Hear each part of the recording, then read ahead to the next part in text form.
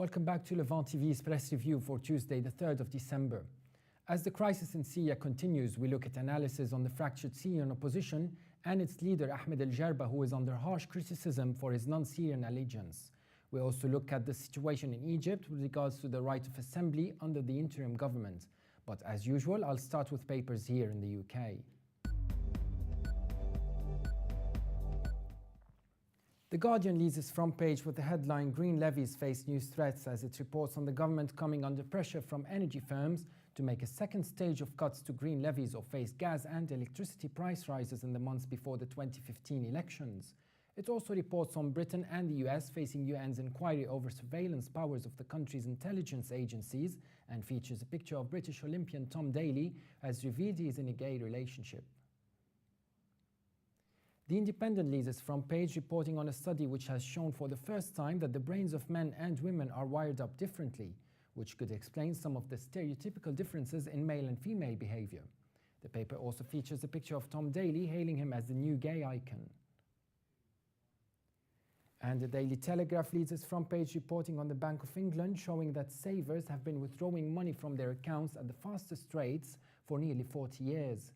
It also reports on Internal Energy Department emails released following a Freedom of Information request, showing that the lobby group Renewable UK met ministry officials and assured that their input was reflected in guidance, and features a picture of Ren Scott, the American model and girlfriend of Sir Mick Jagger, at the 2013 British Fashion Awards at the London Coliseum last night.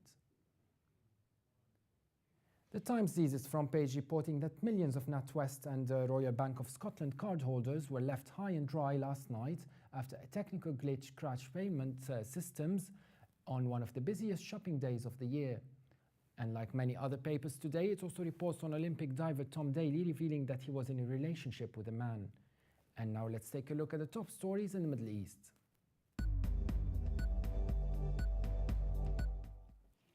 In the lead-up to the Geneva II talks, analysts continue to look at possible outcomes in relation to these talks. Let's take a look. Lebanon's Daily Star looks at the fragmented opposition and their position at Geneva II in its article titled "Opposition Splintered and Under Fire." The Lebanese English paper looks at Syria's main Western-backed opposition group, leader Ahmed al-Jarba opening a Twitter account saying that within minutes Jarba received an onslaught of criticism. "Welcome to Twitter, Mr. Western Puppet," one comment to Ahmed al-Jarba read. Others called him a Saudi stooge and scorned the opposition's perceived ineffectiveness. The Daily Star says that comments reflect the deep disillusionment and distrust that many Syrians have come to feel towards the Syrian National Coalition, Syria's main opposition group in exile. The paper adds that the Geneva talks have raised the possibility of a negotiated end to a conflict. Activists say that it killed more than 120,000 people, but with a fractured opposition, many have little hope for strong negotiations with emissaries of President Bashar al-Assad. The paper highlights that the Syrian National Coalition is seen by many as a disparate group of out-of-touch exiles with inflated egos and non-Syrian allegiances. Syrians often deride it as a five-star hotel opposition for spending more time meeting in luxury hotels than being on the ground in Syria. And taking a look at the Geneva II talks, the paper says that Syria's Foreign Minister Walid al-Muallim is expected to head the delegation, adding that the lack of unity amongst the opposition makes it much less clear who from the opposition side will be at the talks. Their deep splits will make it extremely difficult to select a unified opposition delegation. The Syria Times features an editorial headlined "Some Western Media Negative Role," in which it looks at some examples of Western media reports on the Syrian war. According to the article, at least 4 British men have been killed while fighting alongside Al-Qaeda-linked terrorists in Syria, British media reported. The Times said in a report Thursday that 3 of the British nationals were killed in August as their group attacked the Syrian government forces near the northern city of Aleppo. The men are believed to be from London. The 4th Briton was killed 2 weeks later while trying to ambush a Syrian army position. The writer goes on to say that according to the British intelligence agency MI5, between 200 and 300 young British men have moved to Syria to fight against the majority of the Syrians. The intelligence agency also raised concerns that the British militant would recruit new converts to their cause or even launch attacks in the UK. According to reports, the article states that the Western powers and their regional allies, especially Qatar, Saudi Arabia and Turkey, are supporting the terrorists operating inside the country. The writer points out that extracts from British defence consultancy IHS Janes published in Daily Telegraph in September show that some 100,000 militants are fighting in Syria. The militants have split into some 1,000 brands since the Syrian crisis began, said the study, which is based on intelligence estimates and interviews with militants. The writer sees that meanwhile, Western media outlets reported, according to American intelligence officials, that dozens of Americans have traveled or tried to travel to Syria to fight with the terrorists since 2011. The Americans are a small subset of the most radicalized young Muslims with Western passports who are entering Syria from Europe, North America, and Australia. And to conclude, the writer claims that actually Western media outlets not only report the news about foreign terrorists, but mourn the deaths of other terrorists. For example, the New York Times mourned the deaths of Al-Qaeda-linked Syrian opposition fighter Abdul Qadir al-Saleh, the leader of Al-Qaeda-affiliated Al-Tawheed, as pragmatic leader. Thus, some of these outlets are indeed part of the ongoing crisis as means of disinformation, fabrication, and lies. Writing for Israel's Jerusalem Post, Ariel Ben Solomon believes that the Geneva II peace conference is unlikely to have any real results in his analysis. Coming peace talks on Syria are likely doomed before they start. Taking a look at the position of the opposition, Solomon highlights that the opposition remains hopelessly divided and real power remains with the Islamist fighters who do not want any agreement. The writer takes a look at the numerous analysts, beginning with Malcolm Hoenlein, Executive Vice Chairman of the Conference of Presidents of Major American Jewish Organization, who met President Assad in December 2010, saying, "Assad told me before the fighting started that if it ever comes here, I will never step down." He tells the Post that President Assad said even if he and his family leave safely, the remaining Alawites will be massacred if he resigned. Solomon adds that Hoenlein said he has spoken to people in the Syrian opposition, but the truth is we don't know who speaks from them. Many of the fighters on the ground in Syria have no relation to the people promoting the opposition in the West. Max Abrams, an expert on insurgency and terrorism at Northeastern University in Boston, told the Post that from the US perspective, Geneva II seems destined to fail. The Assad regime is far more unified than the opposition, which remains fractured, he said. Important groups within the opposition refuse to work together or to even participate in negotiations.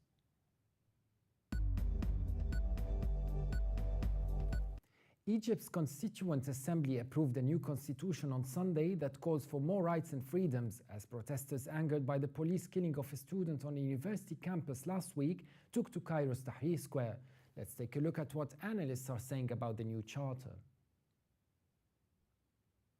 Starting with Al Monitor, which features an article headlined, "Egypt protests intensify after student death," in which writer Shadi Rahimi looks at the outcome of the demonstrations protesting crackdowns by security forces and the killing of the 19-year-old engineering student Mohammed Rida last week. Rahimi said that the day following the demonstration, Egyptian media would report prosecutor allegations that male and female protesters had fired birdshot guns during the protest and were to blame for Rida's death and student injuries. The claim has outraged students. Rahimi goes on to say that the student union from the Faculty of Engineering, where Rida was a student, slammed the prosecution's report and a statement as fabrication. On December the 2nd, Rida's schoolmates said on campus they are planning a sit-in later this week. Rahimi indicates that there were 2 armored military vehicles parked on streets alongside the campus and a media truck sat idly by. A dark van filled with riot police drove past the campus. According to Rahimi, Rida had not been protesting the day he was killed. He had come to the school on November the 28th with his father to finish some paperwork before clashes broke out in the street. Rahimi refers to one of Rida's colleagues, Ahmed, who had said pro-Morsi students had blocked roads outside of the campus and had begun clashing with police, who were responding with water cannons. The students ran inside the campus and the police followed. Police then began shooting tear gas canisters into the campus, which infuriated the students. Rahimi also refers to Prime Minister Hazem al-Biblawi, who had announced in October that police would be permitted to guard universities from outside campus grounds and could enter only when asked by university heads or after authorization by the prosecution. Rahimi states that students demonstrated inside the university for the fourth consecutive day on December the 1st, hanging banners and denouncing Rida's killing and the use of violence by security forces against students. The protests held in Tahrir the day before had been dispersed under Egypt's new protest law in response to the presence of Muslim Brotherhood supporting students, Ministry of Interior officials said in a statement. Rahimi cites the protest law states that if people refuse to leave after verbal calls to disperse, security forces have the right to use water cannons, batons and tear gas to disperse them. If those methods fail, escalatory measures may be taken, including the firing of warning shots followed by rubber bullets and finally metal pellets.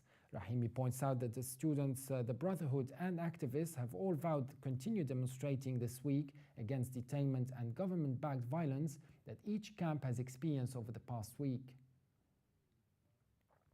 Rahimi quotes activist and spokesman Omar Robert Hamilton as saying that at least 25 activists remain in jail after a protest on November 26 against the inclusion of an article in a new draft of the Constitution allowing military trials for civilians.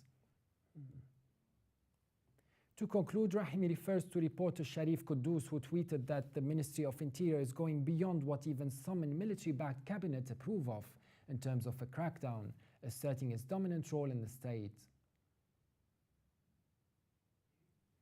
Karim Fahim and Mai Sheikh write in the New York Times saying, in Egypt, new rights but no great change. The writer says, on paper, a draft Egyptian constitution appeared to afford citizens important new rights, including criminalizing torture and human trafficking and requiring that the state protect women from violence.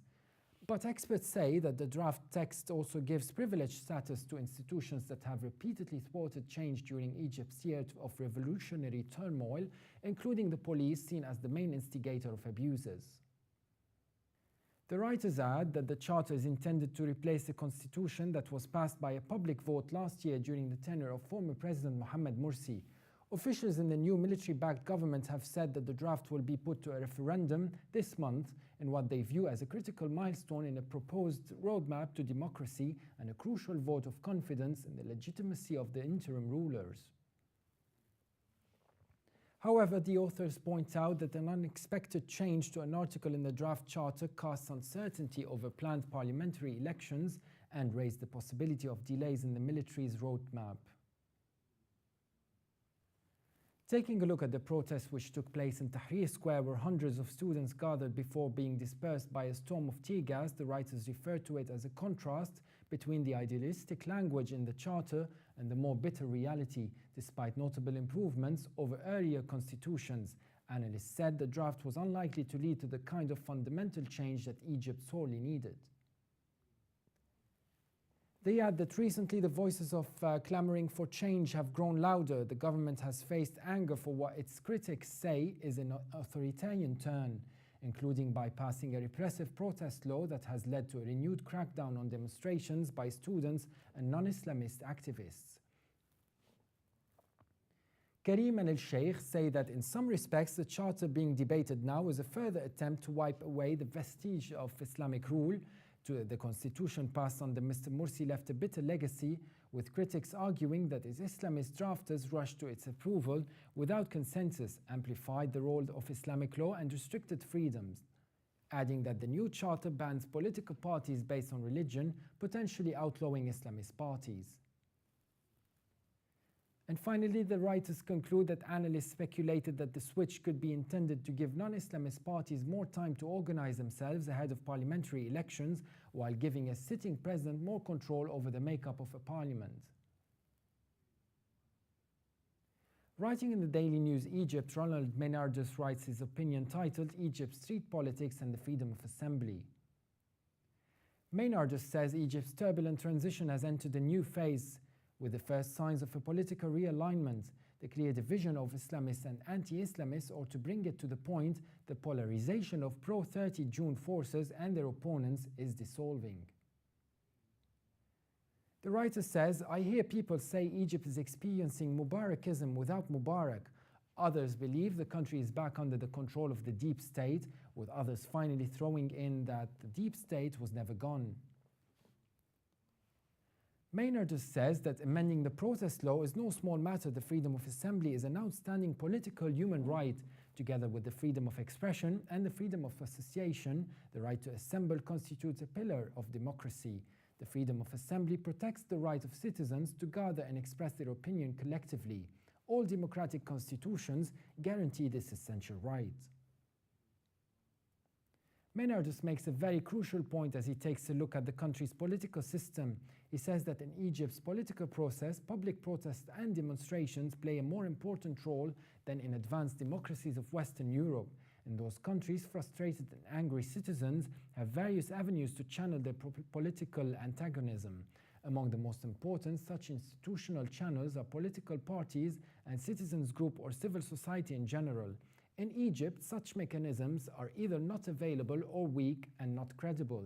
This lack of responsiveness of the political institution leads to the prevalence of street politics. In other words, the never-ending series of demonstrations is a reflection of the weakness of the political system.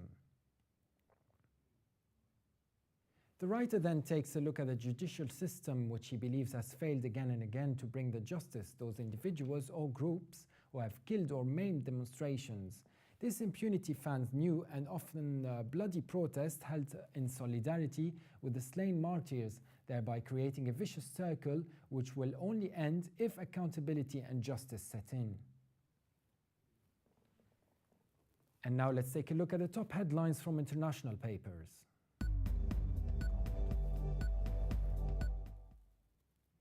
The UAE's Gulf News leads its front page with the headline, Khalifa honors 10 for exemplary work as the country celebrated its 42nd National Day.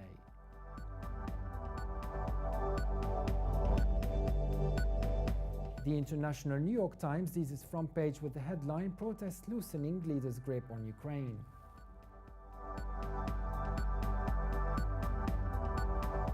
Russia's Moscow Times leads its front page with the headline, Kiev protesters bring city to standstill. And finally, China Daily leads its front page with the headline, Nations Rise and Opportunity, as British Prime Minister David Cameron continues his visit to China. That was all for today. I'll see you tomorrow again for another press review.